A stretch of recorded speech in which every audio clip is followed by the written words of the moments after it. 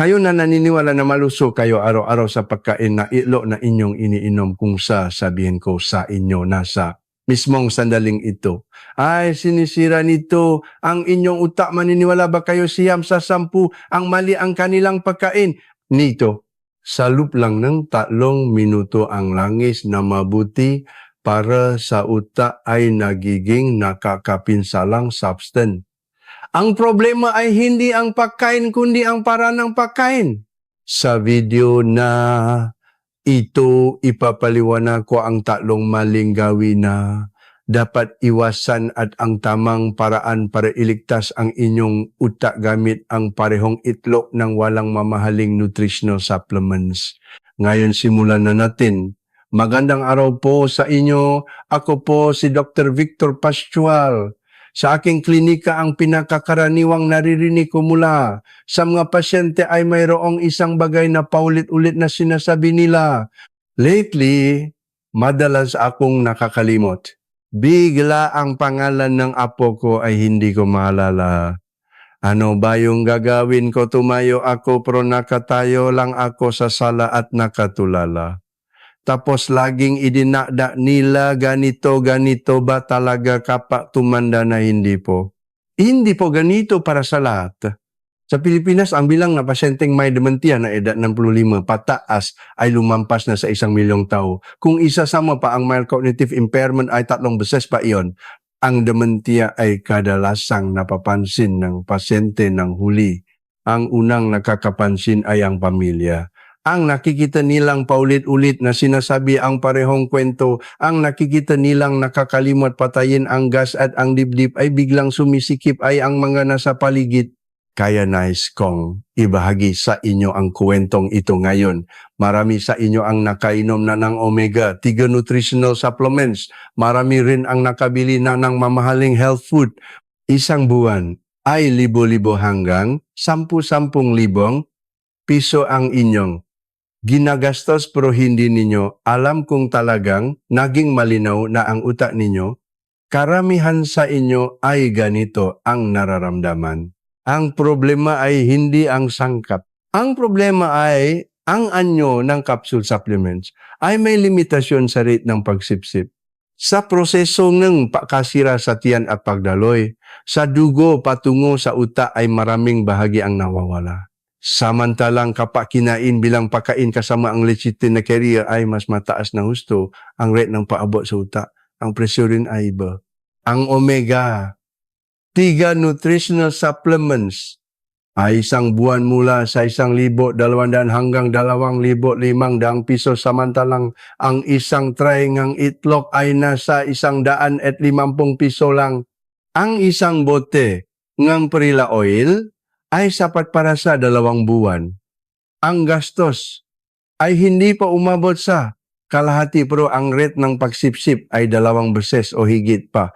Ang dahilan kung bakit walang epekto ang mamahaling nutritional supplements ay hindi ang problema ng sangkap kundi ang paraan at kombinasyon ng pagkain. Ngayon sasabihin ko sa inyo ng eksakto ang tamang pamamaraan. Pero bago iyon may isang bagay muna tayong dapat linawin. Dapat ninyong malaman muna ang prinsipyo kung bakit mabuti ang perilla oil at itlog para sa utak at kung bakit kapag mali ang pagkain ay nagiging nakakapinsala.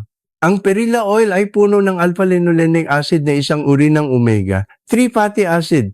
Ito ang pangunahing bahagi sa pagbuo ng cell membrane ng utak. Ang itlog naman ay may choline na nutrient na sangkap sa paggawa ng neurotransmitter na nakakaapekto sa memorya at kakayahang matuto.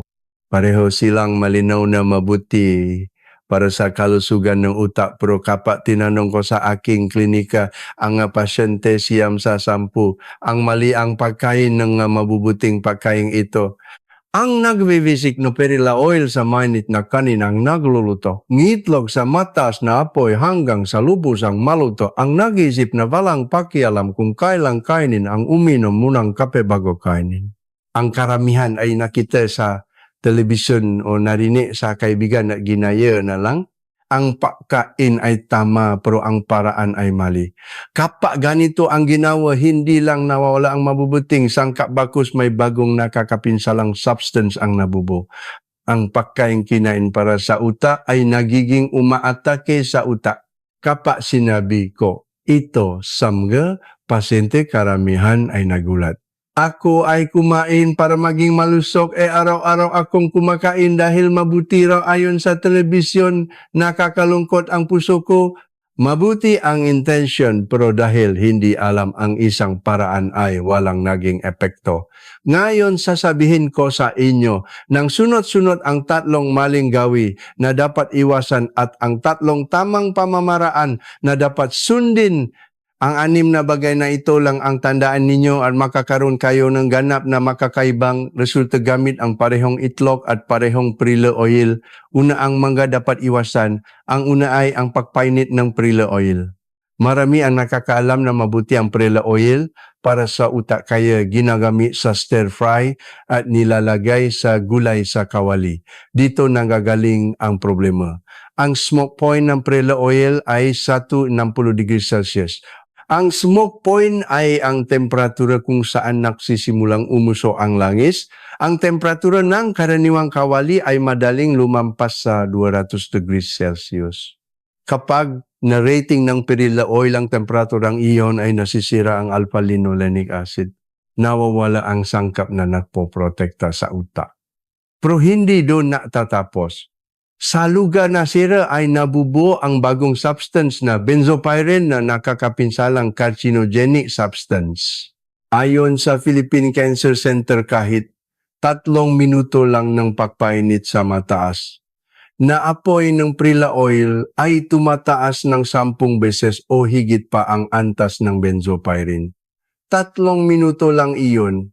Ang oras na sapat para magluto sa kawali ene gulay.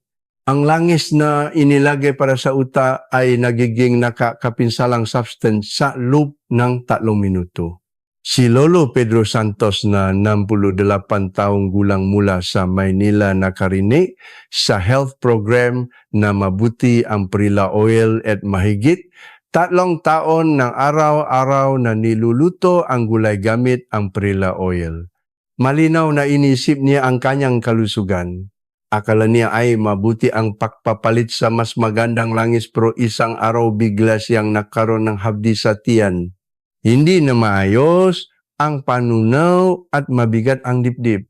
Nang magpa-endoscopy sa ospital ay nakita ang malawak na chronic inflammation sa stomach lining. Nang hanapin ang sanhi ay natukoy ang araw-araw na pagpanit na perilla oil sa mataas na apoy sa kawali.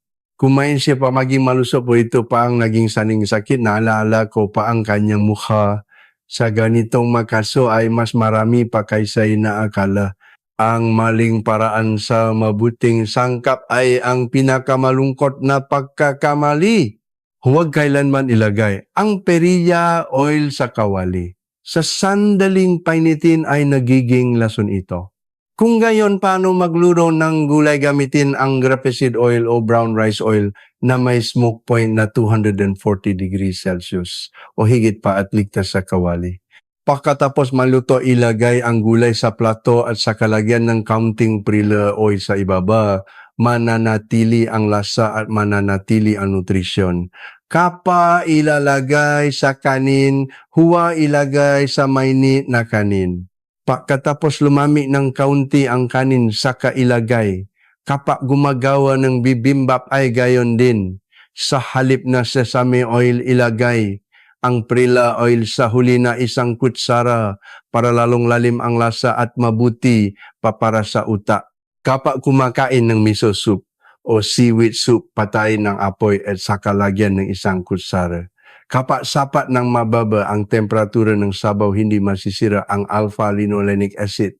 Kapag nilalagyan ng gulay ay ilagay sa huli pagkatapos ma-season para manatiling buhay ang alpha-linolenic acid.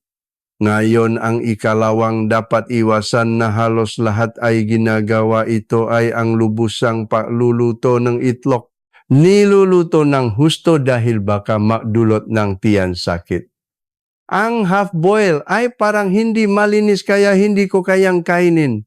Marami ang ganito. Naintindihan ko lalo na ang mga nakatatanda na sensitibo ang tiyan kaya nakakabala. Ang hindi ganap na lutong pagkain pero may isang bagay dapat ninyong malaman. Sa loob na egg yolk ay may lecithin na sangkap. Mahalaga ang ginagawa ng lecithin. Kahit na nasa dugo ang omega, 3 kailangan pa rin ng carrier upang makarating sa utak. Ang lecithin ang gumaganap nito. Madaling sabihin ay parang delivery courier ng omega, 3. Kahit gaano kaganda ang order kung walang delivery, courier hindi ito makakarating sa bahay. Gayon din sa omega. 3 kung walang lecithin, hindi ito mayos na makakarating sa utak. Ang problema ay mahina sa init ang lecithin. Kapag ganap na niluto ang itlog, ay nasisira ang humigit kumulang 60% ng lecithin. Kapag half-boiled ay 90% o higit pa ang nananatiling buhay. Ayon sa Philippine Nutrition Society, ang rat ng pagsipsip ng nutrisyon sa dalawa ay sinukat at ang half-boiled ay halos 2 beses na mas matas kaysa sa fully cooked. Parehong halagang itlog na binili pero sa isang pagkakaiba lamang sa oras ng pagluluto ay nagiging 2 beses na iba ang rate ng pasipsip. Sa huli kapag fully cooked, kahit gaano kaganda ang perilla oil na ginamit ay hindi makakarating sa utak ang omega. 3 dahil nasira na ang carrier. Ang mamahaling perilla oil na binili at ininom araw-araw ay walang saysay kung walang delivery courier. Ang nutrient na hindi nakarating sa utak ay basta na lang lumalabas sa katawan. Si Mang Juan de la Cruz na 70 taong gulang mula sa Quezon City ang memorya niya ay unti-unting lumalala kaya araw-araw na kumakain siya ng 2 pinakulong itlog pero kahit 3 buwan ay walang nararamdamang pagbabago. Tinanong ko ang kanyang paraan ng pagluluto. 12 minuto o higit pa ang pinakuluan kaya tuyo at pulbos-pulbos ang yolk. Pinayuhan ko siyang palitan sa half-boil. Ilagay sa kumukulong tubig sa loob nga 6 hanggang 7 minuto hanggang sa manatiling moist ang yolk. Pagkatapos na 2 buwan, sinabi niya sa akin nung gumising ako ngayong umaga parang mas magaan ang ulo ko. Maliit na pagbabago pero ang tong walang nararamdaman sa loob ng 3 buwan nung fully cooked ay nagbago lamang ang oras ng pagluluto sa loob ng 2 buwan. Parehong itlog pero magkakaibang resulta. Ang nagbago ay ang oras ang pagluluto lamang. So na ay maaaring mahirap i-tweak ang half-boiled. Gamitin ang timer, itakda ang cellphone timer sa 7 minuto at magkakaroon kayo ng pare-parehong half-boiled sa tuwing gagawa. Kung may paalala sa hygiene ng half-boiled, tandaan lamang ito. Ang sariwang itlog na inilagay sa kumukulong tubig sa loob na 6 na minuto o higit pa ay sapat na upang mapatay ang salmonella. Hindi ligtas ang half-boiled. Sa katunayan sa aspeto ng digestion ay mas malambot ang half-boiled kaysa sa fully cooked. Mas kaunti ang pasanin sa tiyan. Para sa mga mahina ang panunaw ay mas angkop pa ang half-boiled. Ngayon ang ikatlong dapat iwasan. Hindi ito tungkol sa pagkain kundi sa oras ng pagkain. Kailan kainin ito ang nagbabago sa resulta. Ang gabi hanggang umaga ay walang tigil ang utak sa pagtulog. Inaayos nito ang mga alaala, nililinis ang mga dumi at inaayos ang mga selula. Kapag gumising sa umaga ang utak ay nasa estado na ubos na ang enerhiya. Sa oras na yon, ang unang ninanais ng utak ay glucose at fatty acids. Ang umagang walang laman ang tiyan ay ang oras kung kailan bukas na bukas ang pinto ng utak at hinihintay ang manutrient. Pero marami ang kumakain ng perilla oil sa gitna ng pagkain o pagkatapos ng pagkain. Inilalagay sa ulam at kasabay ngang kanin o isang kutsara pagkatapos kumain. Ang timing na ito ang problema. Kapag kumain ang kanin ay puno na ang tiyan ng pagkain. Abala na ang digestive system sa pagproseso ng carbohydrates at protein. Sa oras na iyon kapag pumasok ang fatty acids mula sa krill oil ay nabababa, ang priority sa pagsipsip, nababawasan ang dami na nakakarating sa utak, ang fatty acids na hindi nasipsip, hindi nagiging enerhiya at mas malamang na maiba bilang body fat. Ayon sa pag-aaral sa Universidad ng Philippines College of Medicine, ang omega-3 fatty acids na kinain sa fasting state ay may rate ng pag-abot sa utak na 2 beses o higit pa kumpara sa pagkain pagkatapos kumain. Parehong dami pero depende sa pagkain sa umagang walang laman o pagkatapos kumain sa gabi ay 2 beses ang pagkakaiba sa dami na nakakarating sa utak. Si Aling Maria Lopez na 69 taong gulang mula sa Cebu naramdaman niyang bumababa ang kanyang memorya. Kaya araw-araw ay kumakain siya ng 1 kutsara ng krill oil pero pagkatapos ng hapunan. Pagkatapos kumain ng kanin at prutas at saka 1 kutsara ng krill oil. 4 na buwan na niyang ginagawa pero walang pagbabago. Pinayuhan ko siyang baguhin ang timing hindi pagkatapos ng hapunan kundi sa umagang walang laman. Pagkagising, uminom ng 1 basong tubig at bago kumain ng almusal ay inumin muna ang 1 kutsara ng perilla oil. Pagkatapos na 2 buwan sinabi niya sa akin parehong perilla oil pero ngayon ay iba na parang mas malinaw ang isip ko sa umaga. Ang nagbago ay hindi ang uri o dami ng perilla oil kundi ang oras lamang ng pag-inom. Isipin ninyo parehong perilla oil at parehong dami, pero kapag sa gabi ay nagiging body fat at kapag sa umaga ay nagiging nutrition para sa utak. Hindi kailangang baguhin ang pagkain o dagdagan ang dami. Baguhin lamang ang orasan. Ang umagang walang laman ito ang oras na pinakamahusay sumipsip ang utak. Hanggang ngayon ang 3 dapat iwasan ay naipaliwanag na pagpainit ng perilla oil, fully cooked na itlog at pagkain pagkatapos kumain. Ang 3 ito ay ang karaniwang gawin ng karamihan sa mga nakatatanda. Hindi nila alam pero kapag nalaman ay maring baguhin. Hanggang dito ang pagwawasto sa maling gawi. Ngayon ang pag-asa na bahagi. Gamit ang parehong sangkap ipapaliwanag ko ang paraan upang iligtas ang utak. Ang unang solusyon ay ang Golden Drop Method. Ang pangalan ay mukhang malaki pero ang pamamaraan ay simple. Kapag nagluluto ng itlog, gamitin ang ordinaryong cooking oil sa halip na priya oil. Ang cooking oil ay may mataas na smoke point kaya walang nakakapinsalang substance sa temperatura ng kawali. Maaring gumawa ng half-boiled egg fry o gently scrambled eggs. Hanggang dito ay pareho sa dati. Ang mahalaga ay ang susunod. Patayin ang apoy, ilagay ang itlog sa plato at saka lagyan ng patak-patak na hilaw na perilla oil sa ibabaw. 1 kutsara lang ay sapat. Ito ang golden drop. Hindi mahirap gawin. Lutuin ang itlog ayon sa nakasanayan. Baguhin lamang ang langis at ilagay ang perilla oil sa huli. Ang perilla oil na hindi pinainit ay bahagyang natutunaw sa ibabaw ng mainit na itlog at ang alpha-linolenic acid ay nananatiling buo at nakakasalubong ang lecithin. Parang mayos na pag-abot ng delivery courier. Ayon sa pag-verify ng Food Science Department sa isang universidad sa Pilipinas, ang rate ng pagsipsip ng omega 3 mula sa perilla oil na hindi pinainit ay 3 beses na mas mataas kumpara sa pinainit. Parehong perilla oil, pero depende sa paglalagay sa kawali o pagpata sa plato ay 3 beses ang pagkakaiba sa rating ng pasipsip. Si Aling Charmen Reyes, na 73 taong gulang mula sa Davao, ang kanyang memorya ay lalong lumalala at labis ang pag-alala. Ipinaliwanag ko sa kanya ang Golden Drop Method.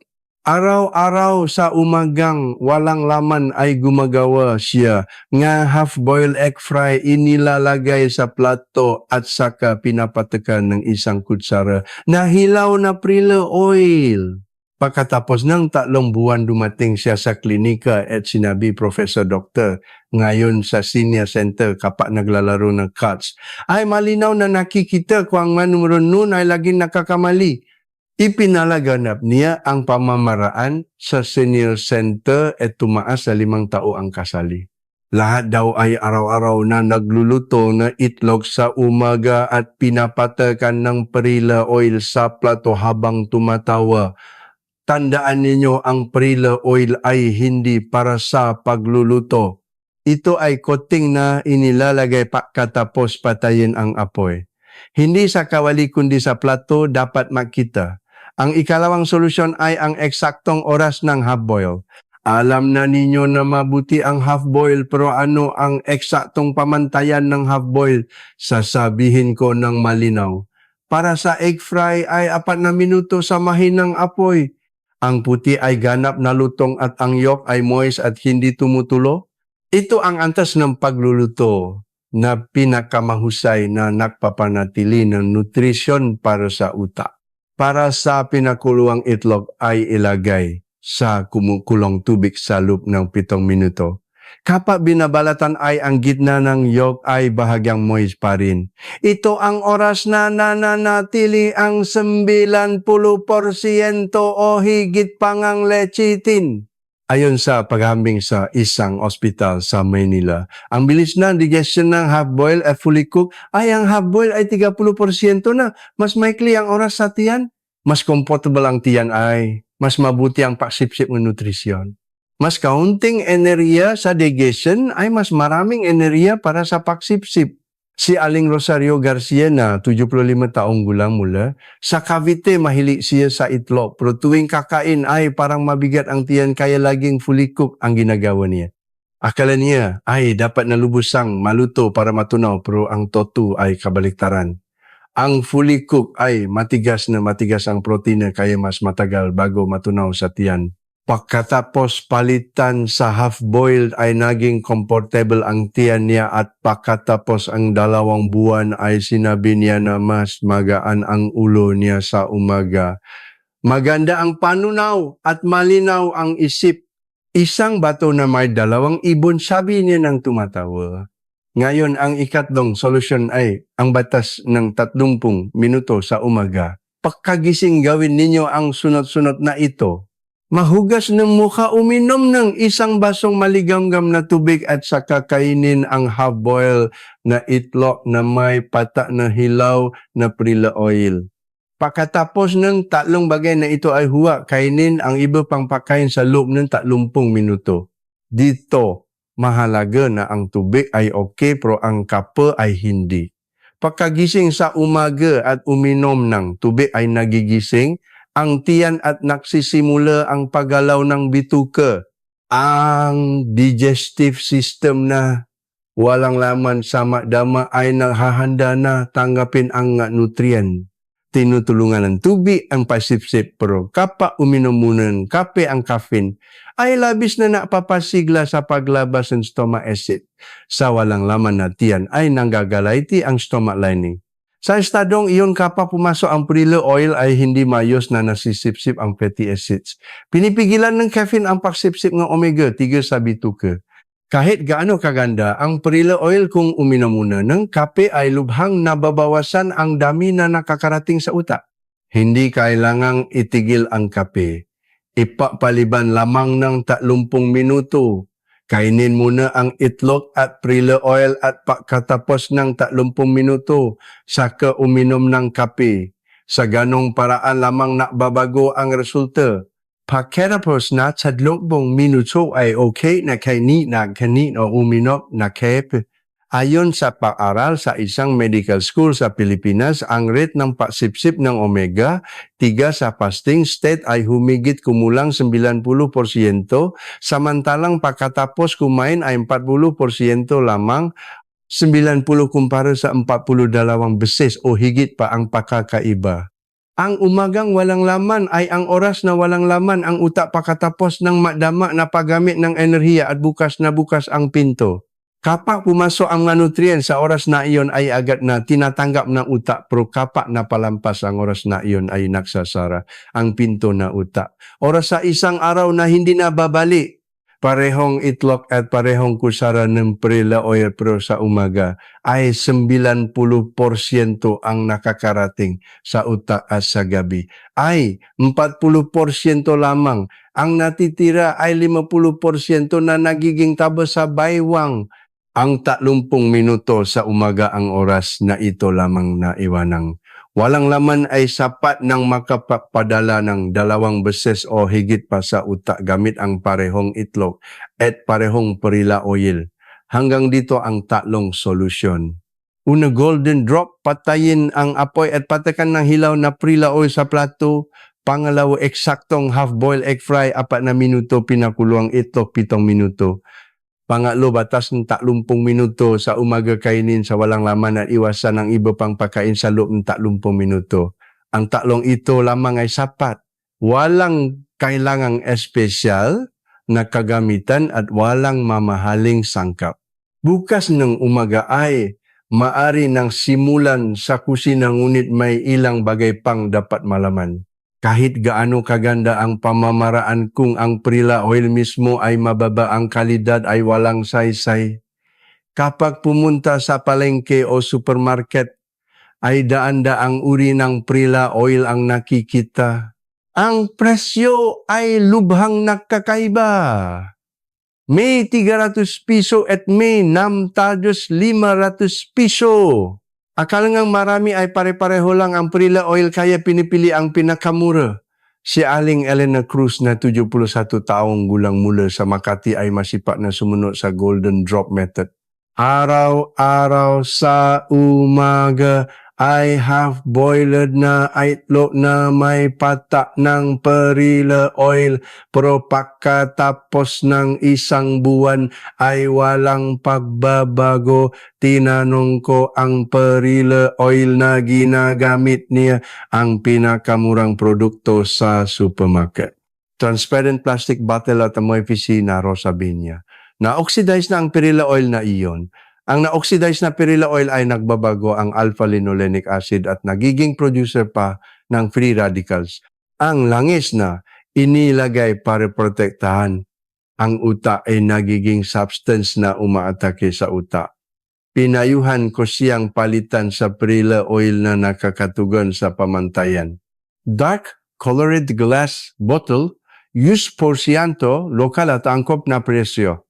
Pagkatapos ng 2 buwan ay naksalita siya ng may pagkamangha. Ngayon ay talagang iba na. Parehong pamamaraan pero ang langis lamang ang binago.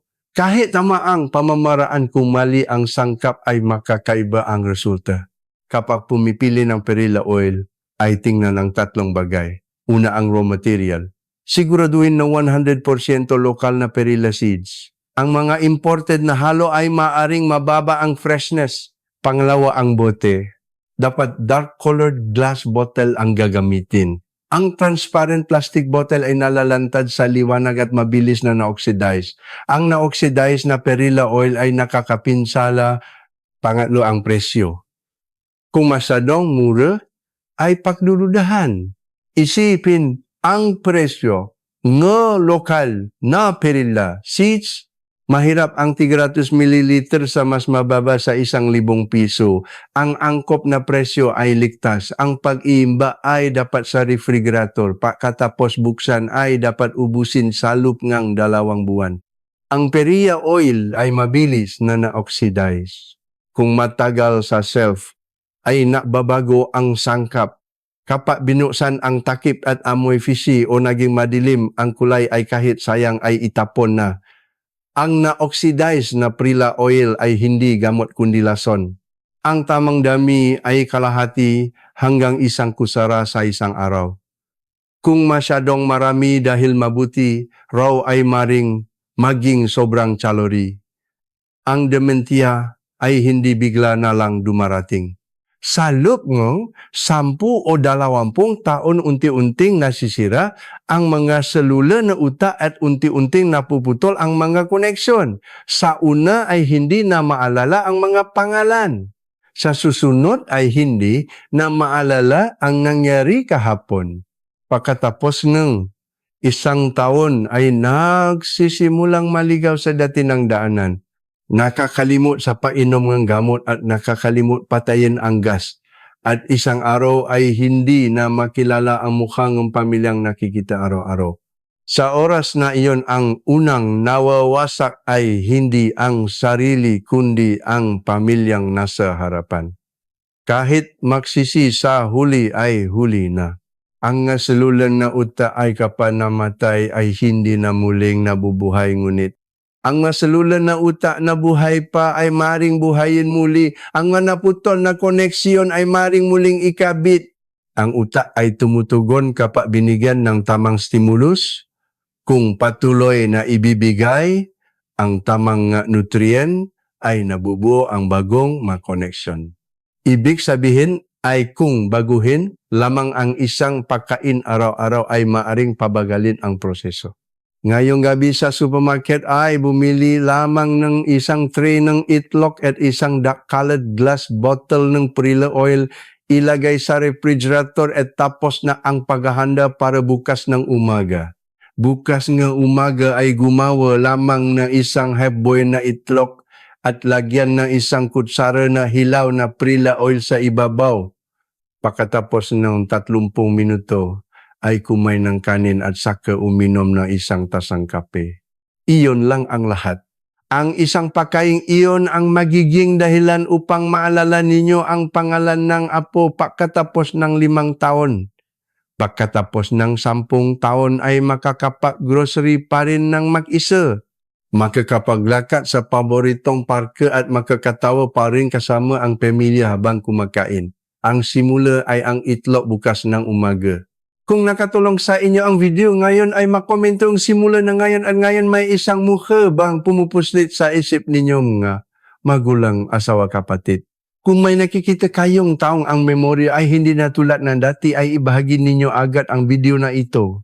3 segundo lang yan pag send. Ang 3 segundong iyon ay maaring maging tagapagligtas ng memorya ng isang tao. Salamat sa inyong pagsama hanggang sa dulo. Ako po si Dr. Victor Pastual mula sa Araw-Araw na Kalusugan.